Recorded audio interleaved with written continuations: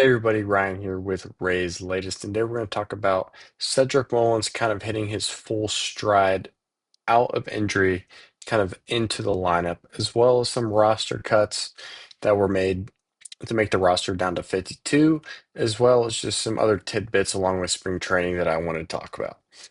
First, just talk about Cedric Mullins. He has been battling kind of that lower back strain, lower back injury that he's been having. And he's been kind of performing at a decent level since kind of dealing with that. He's been on and off since the start of spring training with that, where he'll play a game, he'll be out a couple games, play another game, be out a couple games, and so on and so forth.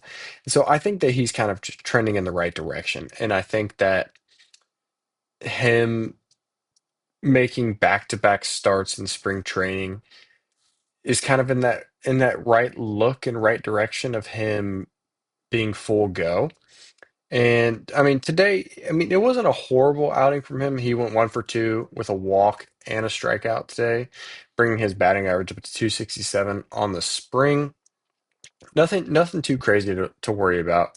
He has been battling that injury, so the batting average obviously is a little bit lower than you would expect, but he has kind of performed better in the past couple of days and has been more consistent in the last couple of days, which is really all we can ask for. And he came out and said, I felt good on that. Really good jump, was able to follow through with it. I want to play hard, just really want to get a feel for being in season mode with the intensity, and that's how I play. I want to play with everything I've got. And Kevin Cash comes out and says, in return, Cedric, he's a good defensive player. He has worked really hard. I give all the outfielders and certainly Corey and AI, or Corey and Al and Reed Brignac a lot of credit for their effort, and they're putting forth and improving first steps and all of that. They've all kind of bought in, and it's nice when you get rewarded. So it's one of those things. Like, obviously, you go from Kevin Kiermaier to Jose Siri, and then you have the question mark where you have Josh Lowe playing in center field, and you have just a multitude of different guys playing out there. It's kind of nice to have that everyday center fielder on your roster when you go get a guy like Cedric Mullins. And I think that in the past years, I think Cedric Mullins would be a little bit more of a an eye-popping thing to see. But obviously, since 2021, the regression has been pretty high. In contrary to that, I think that the fit that he was in and kind of the system that he was dealing with didn't necessarily help him out too much. And so I do think that him coming to Tampa Bay, kind of the player development aspect of it and everything like that, I think he's kind of in a good spot. And I think that going forward, we're just going to see nothing but progression from him, hopefully.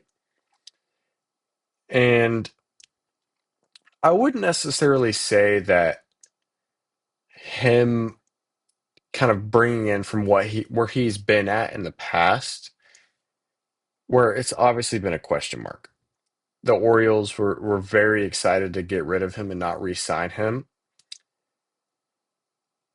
I don't look at it that way. I think that he can provide in a way that we need him to.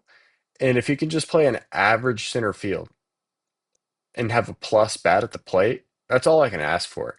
And I would rather him have that average center field and plus bat than a plus center field and average bat at this point in the year. Because you can kind of get away with defense.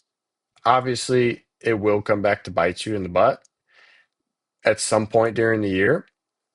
But from an outfield perspective, I think he's okay.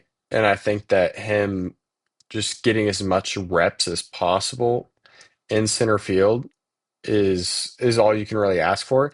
And him just being fully healthy. Obviously, him, Simpson, they're both dealing with injuries, and it's kind of concerning. They're both kind of lower extremity options. I mean, Simpson dealing with the hamstring, definitely a problem going down the line with how that reacts to what he's doing. with obviously stealing bases and bunting for hits and things of that nature, his hamstrings are going to be used a lot. So that being kind of being able to be controlled is going to be a huge part of the race success this year. But obviously, Mullins is dealing with this problem with his lower back. So obviously, torque, swinging the bat, things of that nature takes a toll on your spine. And so I think that just slowly easing him into things and kind of helping him get down the line with that is going to be big for us. And I think that if he can just glide into things, he's going to be just fine. But the next thing I want to talk about roster cuts. Rays cut five more guys. Schultzens was sent down. Jesse Schultzens was sent down. He had an 8.31 ERA through three spring games. Not necessarily a big question mark, no brainer. Joe Rock, Victor Mesa Jr. were also optioned down, and Andrew Wantz and Cody Whitley were also reassigned to minor league camp, which brings our roster back down to 52. Victor Mesa Jr.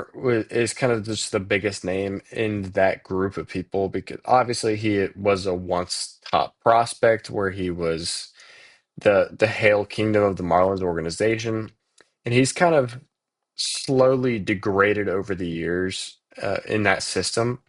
And we're kind of seeing what he is and kind of what kind of player he's going to be. He's obviously nothing crazy standoffish, pop out at you kind of look, but he is a big name and he's kind of a higher prospect. So it's more one of those things that where you kind of keep tabs on that guy more than you keep tabs on others. But the other guys, that's nothing really too crazy. A lot of pitchers getting sent down, which is obviously what you're going to see getting further into spring training when innings are stretched out and relievers get more outings out of the pen and kind of see how that goes and stretch that out a little further. But some other things, Braves played the Rays today, where the Braves won 5-3. Nick Martinez started the game, worked into the fourth inning through 66 pitches, 40 strikes, which is good to see. He allowed a homer, did have three walks, struck out five. Said he was battling his mechanics, but relatively pleased overall. Probably not as efficient as I'd like or I'm normally, but I'm still pounding the zone. It's good to see. I mean, obviously his last outing, he was also in the strike zone as well. It's good to see things like that. You don't want to see a lot of walks. With the three walks with the 66 pitches and 40 strikes, where your 40 strikes to 26 balls, you would assume not a lot of walks, but those balls kind of did compound on one another to where it kind of stretched into free passes, which is a little concerning on that part if that continues to go on into the season as well. But Cam Boozer had his sixth scoreless outing of the spring. I touched on yesterday. He's looked fantastic. He had five straight scoreless outings. He's going to pitch every other day. It looks good coming out of his hand. I'm excited to see if he makes the roster going into the spring season, and I think he's doing great. And Ben Williamson hit a three-run homer in this game as well. Kevin Cash comes out and says, "You look at him; he's a big, strong kid. You know, there's power, a little bit more power than maybe what we are or I anticipated."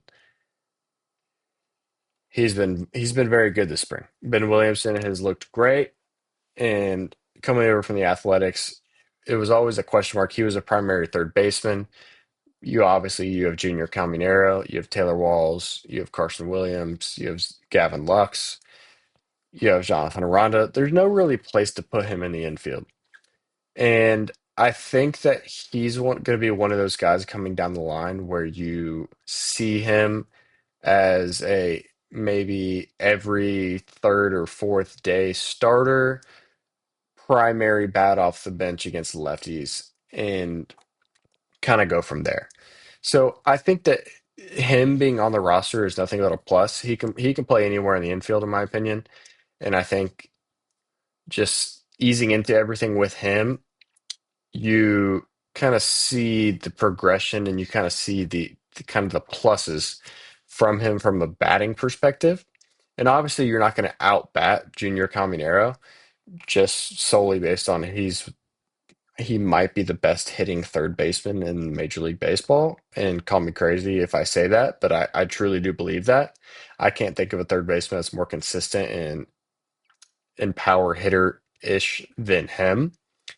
But Williamson kind of brings a different thing, kind of a different look to the table with just how he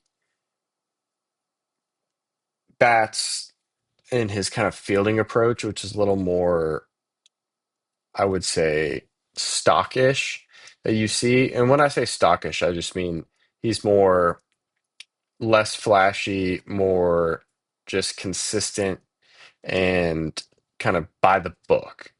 And I think that him being available at multiple positions in the infield could be good for him. And if he continues up with the bat as he is, there's might be a spot open for him at somewhere in the field or at a DH perspective, but I just don't know where you're going to put Yandy Diaz at that point because you have to have Diaz and Aranda in the lineup every single day, in my opinion.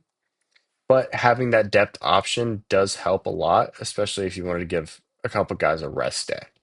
But you guys let me know what you guys think about Cedric Mullins as well as any of the other spring training things you're seeing, and you guys have a great one.